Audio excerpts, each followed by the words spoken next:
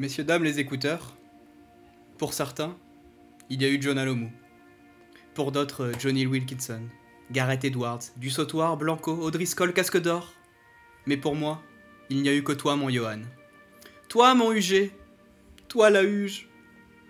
Toi, Yo-Yo, le soldat. Frisouille, vieux cul, la passoire, tes surnoms sont nombreux. Nombreux comme le nombre de culs que tu as défoncés, grâce à tes plaquages de fer. Nombreux comme le nombre de hanches que tu as fêlées, grâce à tes appuyeurs du commun. Nombreux comme le nombre d'orgasmes que tu as distribués à tous les amateurs de ballons ovales. Surtout nombreux comme le nombre de cœurs que tu as brisés ce samedi 25 avril. Sur un contact a priori anodin, tu t'effondres seul sur les lignes de touche.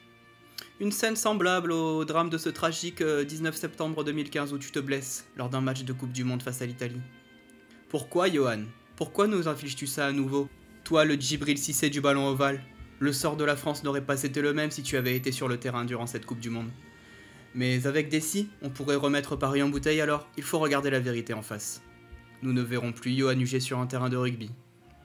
Toi, le natif de Pamiers, tu traînais cette douleur au pied depuis plusieurs mois, mais tu portais le blason sans broncher, sans faiblir. Mais malheureusement, ce talon d'Achille n'aura jamais si bien porté son nom, et il te prive aujourd'hui de faire tes adieux au peuple français du rugby. Toi, l'ancienne à Genève, a couru tes derniers mètres sur le pré, et d'ailleurs, tes derniers mots sur le terrain résonneront comme un message d'espoir pour toute une jeunesse qui a grandi en regardant tes exploits à la télévision. Ces derniers mots, remplis de tendresse, auront, j'en suis sûr, touché la grande famille du rugby français. Ils étaient adressés, je crois, à un soigneur qui était à ton chevet. Johan, tu lui pris la main, la serra fort contre toi, et lui glissa doucement dans l'oreille. « Oh, fais gaffe, la putain de ta race !»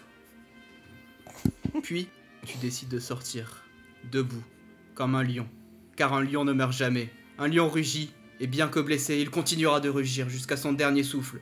Alors rugis, Johan! Rugis! Va, cours, vole!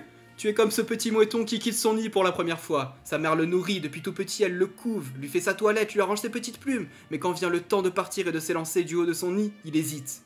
N'hésite pas, Johan. N'hésite plus. Tu es capable de faire ta toilette tout seul désormais, Johan. Déploie tes ailes. Saute. Va voler les churros des enfants et chier sur les plagistes car c'est ton rôle de mouette désormais. Tu n'es plus un moueton. Alors merci, Johan. Et surtout, bon vent. Voilà. Waouh.